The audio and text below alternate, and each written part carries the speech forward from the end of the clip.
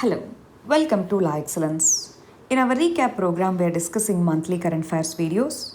In this video, let us discuss June 2021 related issues. This is part 2 of the video. You can download the notes by clicking on the link given in the description. First, let us start with economy. Our first issue is global minimum corporate tax. Recently, in the G7 meeting, countries have agreed to go for this. But to implement global minimum alternative tax, every country should accept. That is why it has not been implemented. This is just a proposal for which G7 countries have agreed. There are certain countries which are known as tax havens. These countries, they impose very less tax or no tax at all. So, tax havens. In countries like India, we have double taxation avoidance agreements with smaller countries. According to this agreement, a company can pay the tax either in that country or in this country, only at one place. But if a country such as, let's say, Mauritius, we have DTAA with that. Now, that country is a tax haven. They have very less tax. That is why most of the FDI and other investments are routed through that. So that they show on paper that we are from this, but their major operations are here in India. So they are gaining profits from here. That means they have to pay taxes here, yes or no? But they are using these DTAs as the excuse. They are evading the tax. This leads to base erosion and profit shifting. To avoid that, according to this global minimum corporate tax, every country should impose a minimum tax on the corporate companies. So others will have the equal opportunity.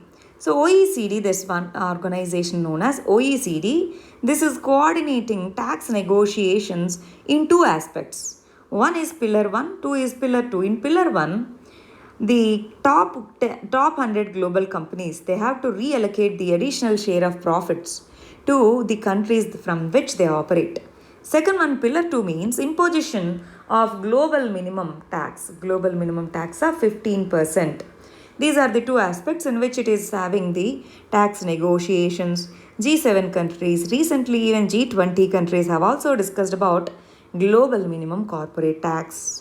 If it is brought into implementation, India is going to benefit out of this because India is losing $10 billions every year in the form of tax forgone. In this context, global minimum tax can enhance the tax reserves of India. Next issue is base erosion and profit shifting. Just now we discussed that. Base erosion and profit shifting is done. This leads to tax evasion. Yes or no? So recently India has joined OECD and G20's inclusive framework tax deal, under which it is said that no tax from the no tax locations or low tax locations which are tax havens, these companies are operating with paying very, very less tax.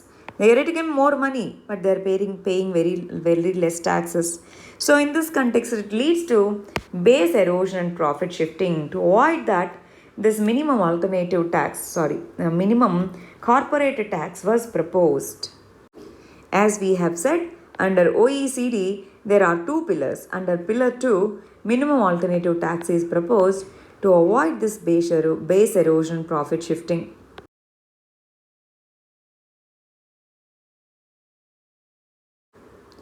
Next issue is Franklin Templeton issue. So last year, Franklin Templeton Company has winded up debt fund. That means when we invest, let's say first let us understand the word mutual fund. Many individuals, we save money and we invest in stock markets. Instead of investing in the stock markets directly, what if we provide it to a mutual fund company? They collect the money from all of us, many of us, and then they invest in various sources. Based on the returns, they give us the percentage, and we have to pay them certain percentage of commission. These funds, they are the specialized individuals and organizations. They know the market conditions, they do the research, they have the specialization. That is how mutual funds operate. Now, Franklin Templeton has a mutual fund business and they have winded up one of it. Why? Because redemption rate was more. Redemption means when we invest in mutual funds or stocks, you can take that investment back anytime. that is known as redemption. So as the redemption was high, Franklin Templeton has said we are going to wind it up. SEBI, that is Securities Exchange Board of India, this is the regulator for mutual funds. SEBI said this is against the interests of the consumers. That is why it has imposed the fine. Recently, Securities Appellate Board has put in this SEBI's order on hold. That is why it was in news. Next issue is Asset Reconstruction Company. As per the announcement in this year's budget, that is in 2021 budget, government has set up National Asset Reconstruction Company. And this company got 89,000 crore rupees of bad loans transferred to it. In 2019, there's a committee called Mehta Panel. So this panel has recommended for addressing the NPAs in 5 ways. For that, our finance ministry has launched a project known as Project Shashakt, under which SME resolution approach, bank-led resolution approach, AMC approach, asset management company, asset trading platform approach, IBC approach, these are the 5 that are announced in the year 2019. Now, to deal with it comprehensively, there is this concept called bad bank. Bad bank and this National Asset Reconstruction Company both are same. So let's say borrower takes the money and keeps certain securities with the bank. And if this person is unable to pay, they sell these loans to the asset reconstruction company, and these companies, they provide cash. What do? They sell this security, let's say land or whatever, to the buyer. They get the cash and they get certain percentage of profit. That is how asset reconstruction companies work. Already private asset reconstruction companies are there in India. But this is the first asset reconstruction company by the government.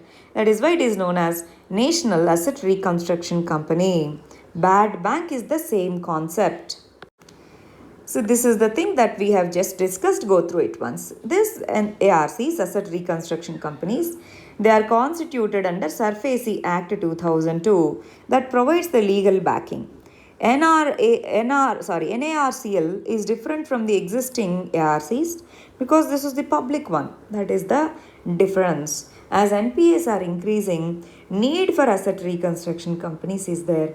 That is why PSBs, as they are experiencing high percentage of NPAs, this National Asset Reconstruction Company Limited, it provides a balancing.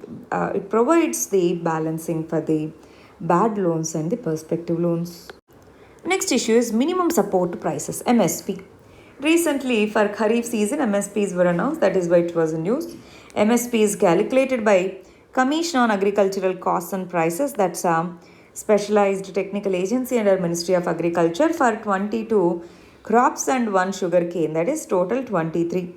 This CACP is an advisory body. These recommendations are not binding. Overall, Cabinet Committee on Economic Affairs is the decision-making authority. As of now, the calculation method is this. It covers A2, that is input costs, FL, family labor. A2 plus FL is taken and 1.5 times of A2 and FL is provided as the predetermined formula for MSP. MSP means A2 plus FL into 1.5. So in 2018, that method was brought in. From then onwards, we are using. But farmers and others are asking for adding C2. C2 means the cost of the land or the interest that is foregone for purchasing that land. That also needs to be added. So that tenant farmers, even let's say if I buy a land and produce something, I invested on the land. So that return also should come to me, yes or no only. So that should be added. That is one of the recommendations of MS Swaminathan Committee. And many farmers in the recent farm protests are also asking for this. Adding C2 to MSP and providing legal support to MSP. As of now, MSP is an executive decision. There is no statutory backing for MSP. Let us briefly understand about CACP, Commission on Agricultural Costs and Prices. It recommends for 2 seasons, Kharif and Rabi. But decision is taken by the Cabinet Committee on Economic Affairs. It's a statutory body. CACP is a statutory body formed in the year 1965 to encourage green revolution in India. It takes crop-related factors, supply factors and other factors into consideration while calculating the MSP. Next issue is rating agencies. Many of the rating agencies, they have predicted India's economic growth to rebound. In this context, let us understand the meaning of rating agencies. Rating agencies, they give the assessment of the credit worthiness of an individual or a company. If it is a country, we call it a sovereign credit rating country.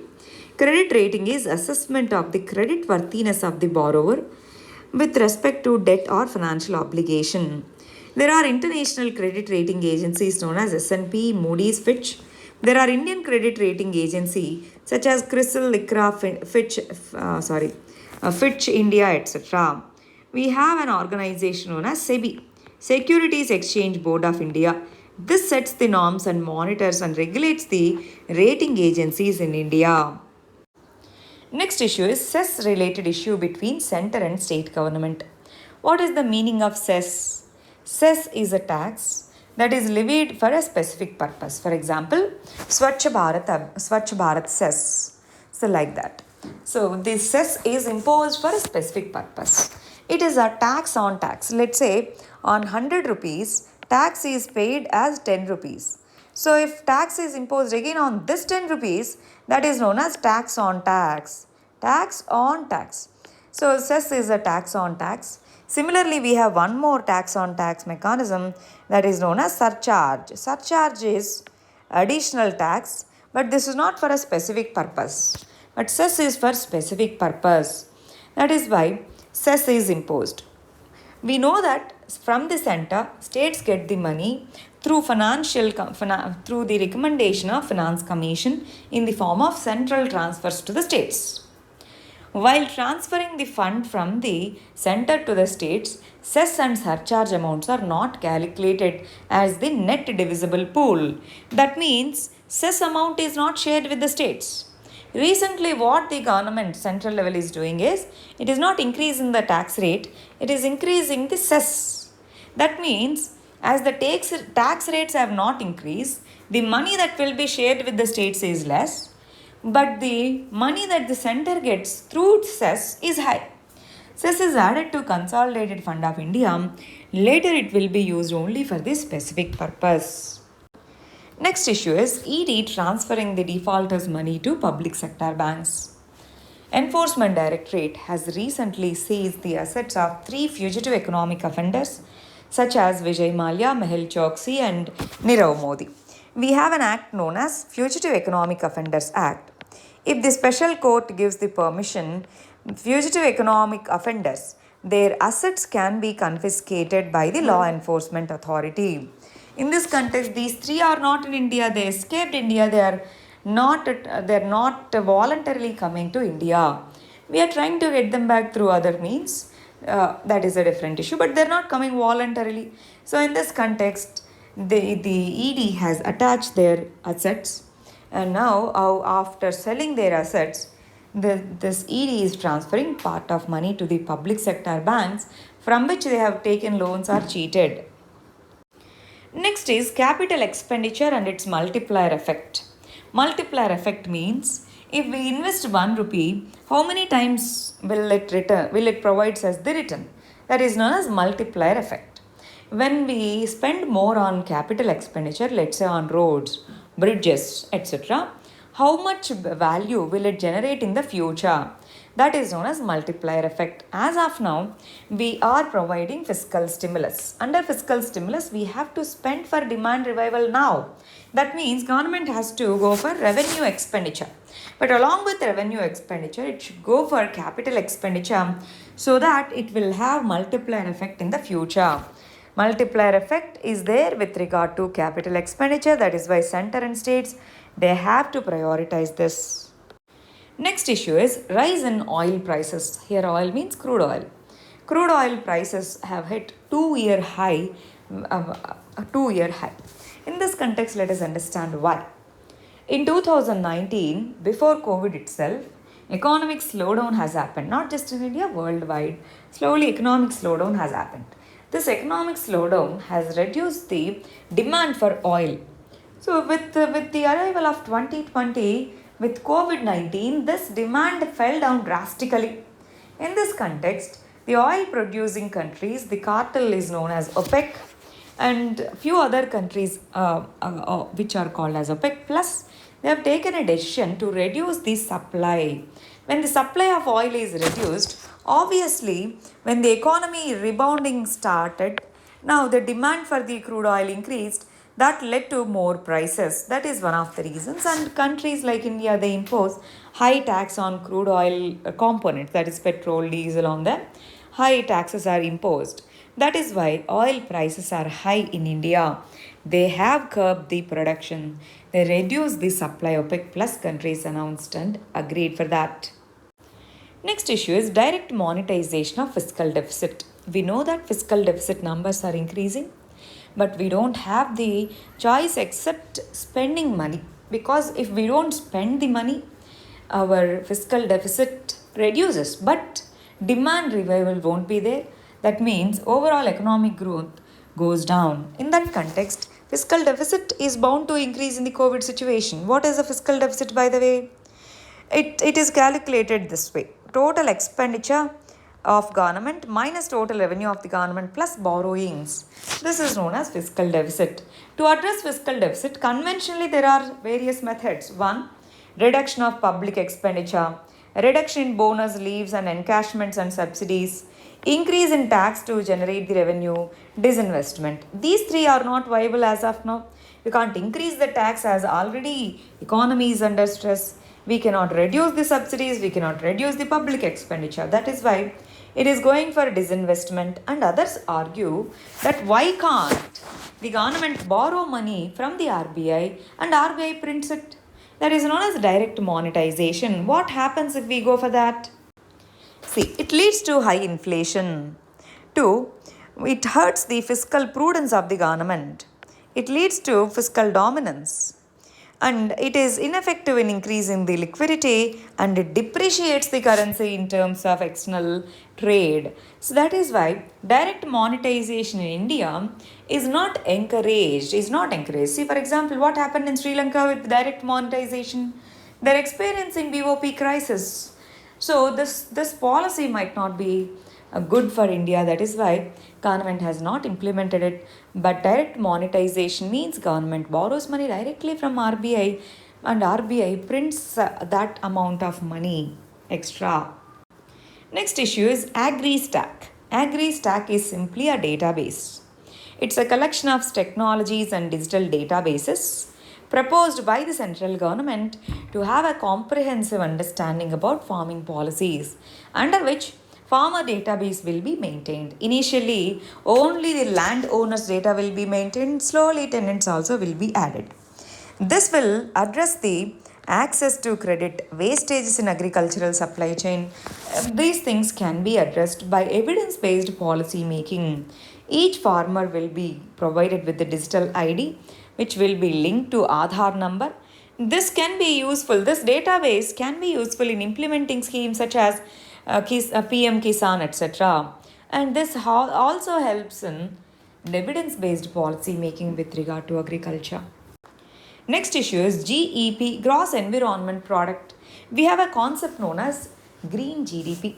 That's a different issue. This is different, but let us understand that also. Green GDP means when we calculate GDP, we take only the value of final product. We don't consider the negative impacts of this production on the environment. Green GDP says calculate the GDP and remove the negative impacts of this production on the environment. That is called as green GDP. In this context, gross environment products, it measures the ecosystem services in the quantitative terms. Ecosystem services services are measured in quantitative terms. For example, annual value of goods and services provided by the various ecosystems such as forests, water bodies, oceans, etc. These are calculated, and this acts as a measure to see what is the contribution of each state in terms of environment and economy. So that means it's not just the contribution of the state to the GDP, it is important to consider the GEP of the state too. That is why Uttarakhand has recently announced a new initiative in which it is evaluating the natural resources in the form of GEP, Gross Environment Product. Next issue is tourism sector. With regard to COVID-19 and its economic impact, tourism sector got affected the most. That is why Ministry of Tourism has taken many initiatives. And in this context, let us understand the economic significance of tourism sector. Tourism sector contributes to 8% of total employment in India, and it contributes to 6.8% of total GDP, and it is one of the major forex earners at $30 billion in 2019. India's share in international tourist arrival is less, in spite of having many cultural ecological places. So, top sources of foreign tourist arrivals are Bangladesh, USA, UK, Australia, etc. According to World Travel and Tourism Council, India is at the 10th position among 185 countries in terms of travel and tourism's total contributions to GDP. That means it contributes high to our GDP. It has more potential. Especially there are varieties of verticals now, ecotourism, medical tourism, etc. These all things need to be scaled up. Next issue is semiconductor manufacturing in India. Under Production Linked Incentive Scheme, PLI scheme, electronic goods in which semiconductor manufacturing comes under it. Semiconductor is a physical substance that manages and controls the flow of current. There are two types of semiconductors, N-type and P-type. Semiconductor exports are majorly from USA.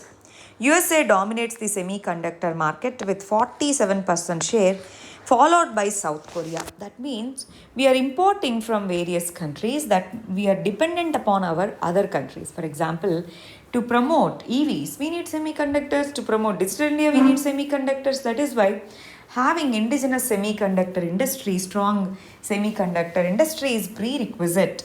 That is why under PLI, it is also added for incentivization. Next issue is 4 years of implementation of GST.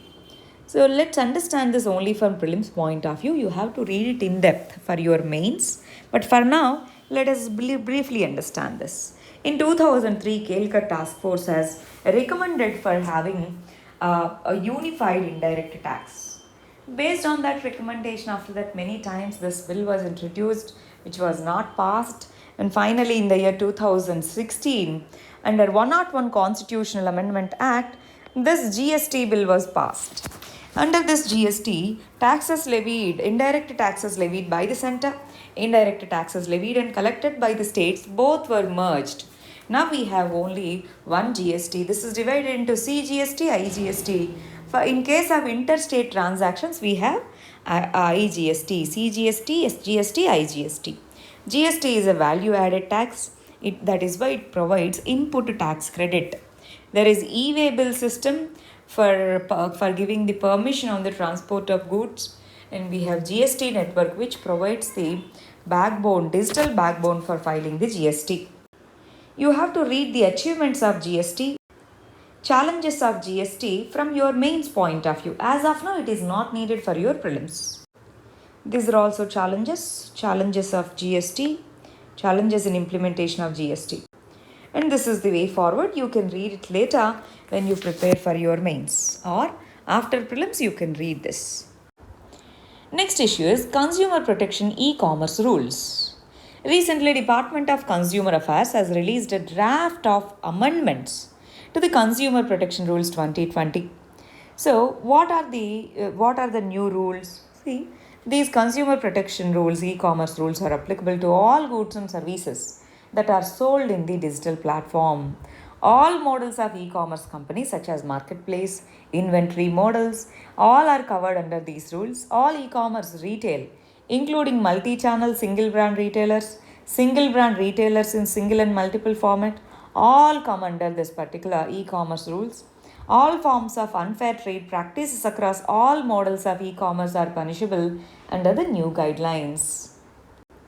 What are the new draft rules? E-commerce companies, especially the bigger ones, are giving steep discounts. For example, Amazon, Flipkart, they can give steep discounts. In such context, how can a small startup e-commerce company can grow? So that is why these steep benefits needs to be reduced, and the e-commerce companies have to localize the data, especially credit card data. Financial information needs to be localized. Third, they need to appoint the grievance redressal mechanism. So just go through this once, this is very important. By the way, e-commerce comes under Ministry of Commerce and Industry. We have a department known as DPIIT that acts as the nodal agency to deal with the e-commerce and related aspects. Next issue is One Nation, One Standards. What is the objective of One Nation, One Standard scheme? This was launched in 2019. It is to ensure that there is synergy and there is no overlap in the standards that are followed in the country. And here we build the brand India in the long run. We have WTO, under which we have technical barriers on trade agreement. Under this, to trade, let's say if we want to trade some mechanical parts, we have to follow some standards, right? So that's why if we have uniform standards in India, especially if they are compliant with the international standards, it becomes very easy to import and export various components. Compatibility, flexibility increases, yes or no? That is why Ministry of Consumer Affairs, it has become the nodal agency to develop the standards recently. Research Design Standards Organization has become the first standards developing organization. One Nation, One Standards. It is implemented under Ministry of Consumer Affairs under organization known as Bureau of Indian Standards. These are some of the standards that we have in India. ISI mark, BIS, certified by BIS. BIS hallmark by BIS, Fruit Producer Organization, Indian Organic Certification, AG mark. These are some of the agencies that authorize the goods for these standards. Next issue is India's bank credit to GDP ratio. It is at 56% in 2020. What is the meaning of bank credit to ratio? The amount of loans given by the banks to overall GDP of the country. So that is 56%. But ideally it should be at 100%. That means formal sector is providing loans for the growth of the country. Otherwise it is said that one, the growth is less, or formal sector credit is less. These two are the assumptions. So this indicator, bank credit to GDP ratio, it shows the economic growth of the country. Next issue is India has become the fourth largest forex holder, foreign exchange holder.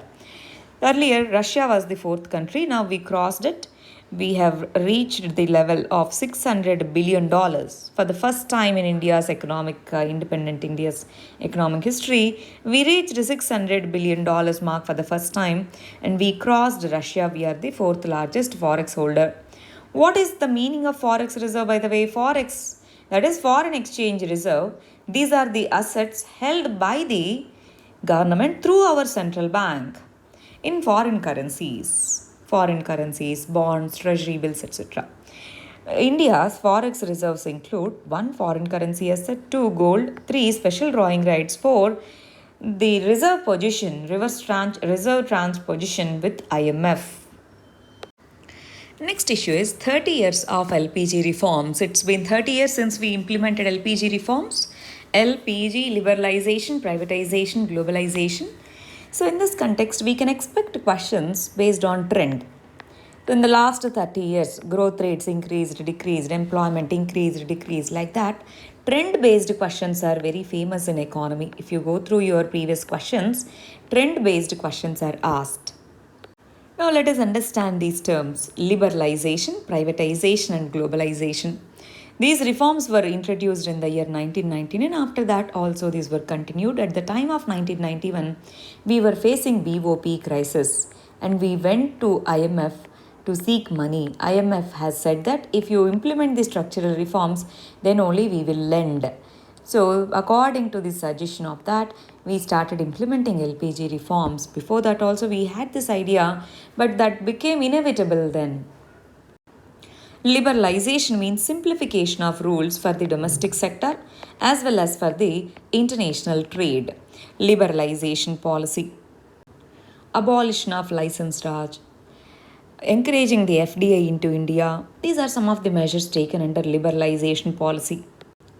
Next is privatization. To encourage private sector, there were two policies that were adopted. One is de-reservation of various industries. At the time, there were lists, and the reserve list, many activities, many economic production activities was placed under government. Now these were de-reserved, that means private sector can also produce in these areas. Second one is disinvestment. Disinvestment, ultimately privatization. Privatization means selling the stake of the government in the PSUs. Disinvestment is selling the stake. Privatization means 100% selling the stake is known as privatization.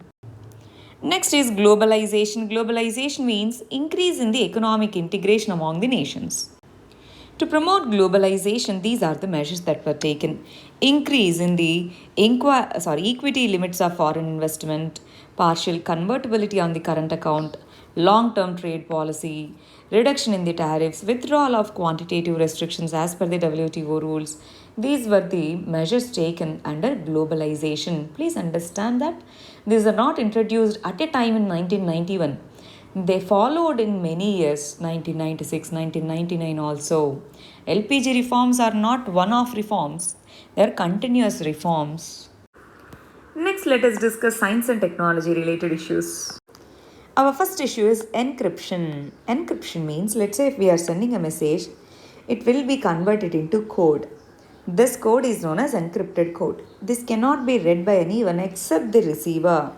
At the receiver end, there is a key known as the decryption key. At the sender side, we have a key known as encryption key. Recently, WhatsApp has clearly said that it uses end-to-end encryption, so there is no need to worry about the privacy. So in this regard, end-to-end encryption means no third party can decrypt the message, including the platform, that is in this case WhatsApp. They can read only metadata. They cannot see what is the message that we have sent. They read that we have sent a message, but they can't read what we have sent. That provides us greater privacy. This is how encryption works. Next issue is NASA's mission to Venus. NASA has recently announced 2 new robotic missions to Venus. Venus is the second planet in our solar system. What are these 2 missions? First one is Da Vinci Plus. Second one is Veritas. Da Vinci Plus is going to understand the cloudy atmosphere of the Venus. Especially they have gas plumes in the form of CO2 plumes. 96% of Venus atmosphere consists of CO2. Then Veritas is the second robotic mission that studies the geological history of Venus. India is also trying to have a research mission on Venus, which is known as Shukrayaan. India is planning to launch it in the year 2024. Let us briefly understand the Venus planet. Venus is known as Earth's twin because of its size and shape, and it is close to Earth. But its atmosphere is entirely different. It has 96% of CO2, remaining part nitrogen plus other trace gases. But the gravity on Venus is more or less similar to Earth. And the surface of Venus is photographed. Surface of Venus has very high temperatures of amounting 465 degrees Celsius. So in this context, it is said that metal core, it is not known if the Venus is solid or not. These missions, they are going to understand the interior as well as the atmosphere of the Venus planet. Next issue is monoclonal antibodies. Experimental monoclonal antibody cocktail known as Reagan CoV2. It was found to have greater potential to save the lives. Recently, DCCA has also given approval for Ciplas, a monoclonal antibody cocktail. In this context, let us understand what is this monoclonal antibodies. At the lab level, using antigens, antibodies are induced, and these antibodies belong to same type. That is why these are known as monoclonal antibodies. We have plasma therapy, in which all the antibodies of a person who has recovered from the disease will be transferred to the patient because we are transferring the entire plasma. But here, in this case, we are manufacturing only the antibodies specific to that particular disease, in this case COVID-19. So this would be more effective as compared to other forms of treatment. That is why monoclonal antibody soup is in news. Next issue is Deep Ocean Mission. Recently, Cabinet Committee on Economic Affairs has approved the proposal of Ministry of Earth Sciences on Deep Ocean Mission. Space program is India's one of the premier programs, and India is no less than any advanced country with regard to space technology. to emulate success in that space sector, Deep Ocean Mission was brought in. Its objective is one, to study the marine environment, two, to economically use the opportunities provided by the blue economy. Blue economy means sustainable use of ocean resources for economic growth, improved livelihoods, and ocean ecosystem health. Within this deep ocean mission, there is a major component called as underwater mining. Underwater mining. For deep sea mining, using the underwater vehicles, we use underwater robotics. So we have Central Indian Ocean Basin. This is given for polymetallic nodule mining to India by UNCLOS. Seabed International Seabed Authority is there. Under UNCLOS, International Seabed Authority gives the permission for the countries to mine the polymetallic nodules. And we have the permission, but we don't have the required technology as of now. That's where we're not mining on a large scale. But polymetallic nodules, they provide us with the rare minerals. That is why they are very, very important. Manganese, nickel, copper, cobalt, these are very important. So these minerals, these can be mined using these polymetallic nodules.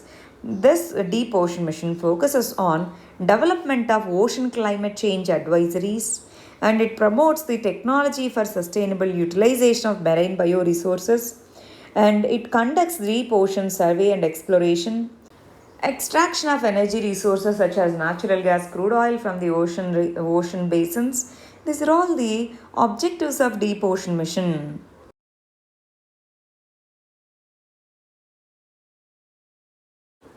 Next issue is Blue Origin. In the next month's issue, we will discuss in detail about Blue Origin and its recent mission, Virgin Galactic, all that. But in this month, let us discuss about Blue Origin company's launch vehicle that is known as New Shepard. New Shepard is the launch vehicle, that is rocket.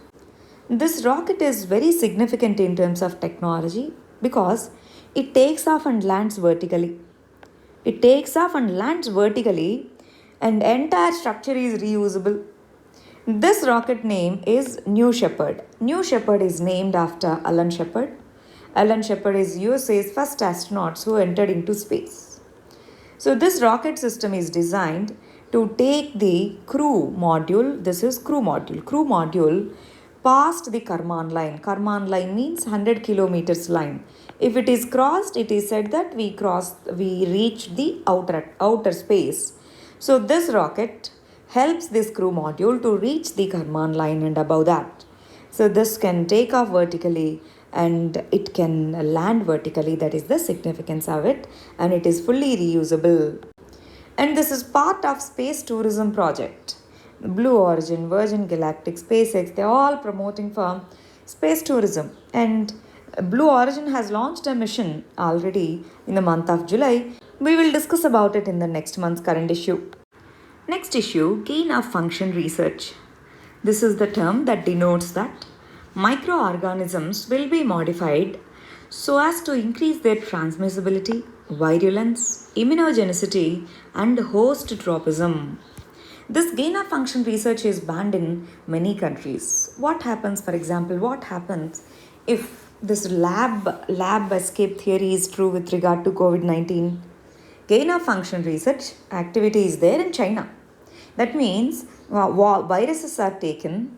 To study them, their virulence transmissibility is increased at the lab scale. What if it escapes into wild?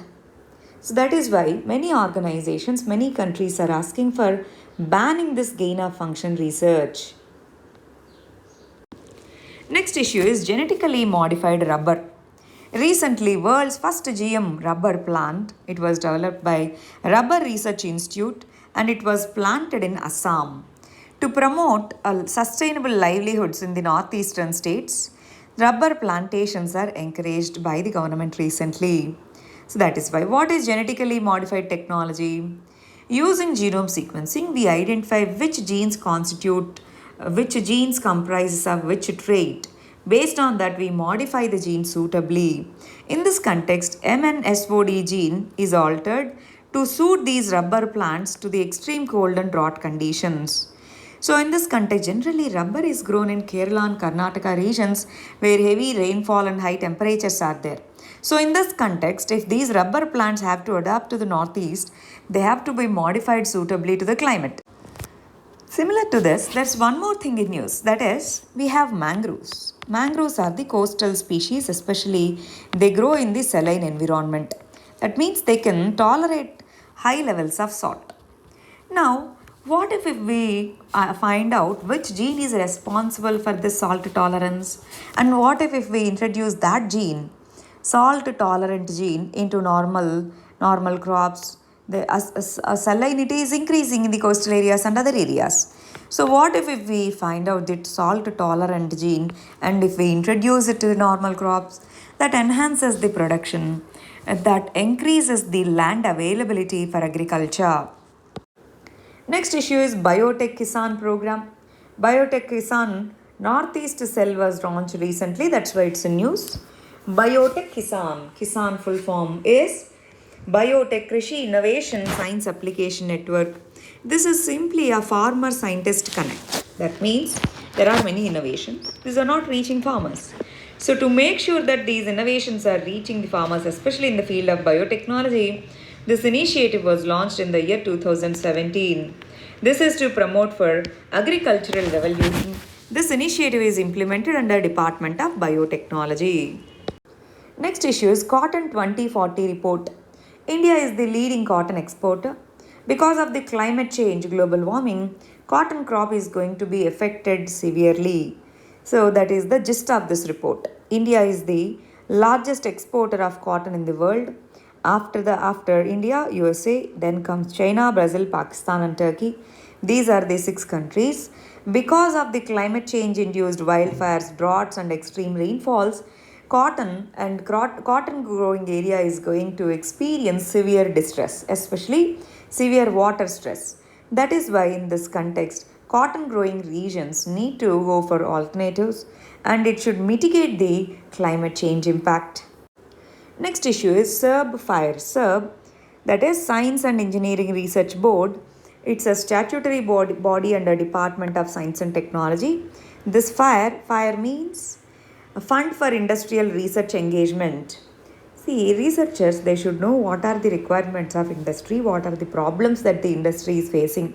Then only innovations become meaningful. Innovations, they reap the benefits when that helps in solving the ground problems. That is the reason why Fund for Industrial Research Engagement was constituted under SEB. According to this fund, it is going to promote the joint collaboration of government and industry, national laboratories, research labs. They are going to solve the industry-specific problems. That is why SERB FIRE Fund has been constituted recently. Our next issue is legal tender status to Bitcoin. Recently, El Salvador has become the first country to accept Bitcoin as its legal tender. See, there are many countries which accept cryptocurrencies, but this is the first country that accepted Bitcoin as its legal tender, that means official currency. Earlier, their currency was pegged with the US dollar. Because of fluctuations, El Salvador has decided to move for Bitcoins as its legal tender. Bitcoins, they use cryptocurrency, they function with blockchain technology, Bitcoin mining happens, but the issue is it is highly volatile. Their prices change very frequently, that is why it is known as volatile. But El Salvador says most of the money it receives is through remittances. So to transact in cryptocurrency, we need not pay anything, even for the international transactions. So that helps the economy of El Salvador. That's the argument of that country. Our last issue in this video is China's artificial sun, which is known as EAST. China has recently experimented with its tokamak, and it has successfully generated the peak temperature of 288 million degrees Fahrenheit, which is over 10 times hotter than the sun. And this nuclear fusion reactor and this nuclear fusion experiment is known as artificial sun. Tokamak is an experimental reactor for nuclear fusion reaction. In this context, EASAT is China's nuclear reactor. There is an international project called International Thermonuclear Experimental Reactor, ITER, in which India, China, USA, other countries are part. It is going to be fully functional for you, fully operational by 2035. And other countries are there conducting research independently. Let's say China, USA, a few other countries, they have their independent tokamaks. These are the issues of part 2. Thank you very much. All the very best.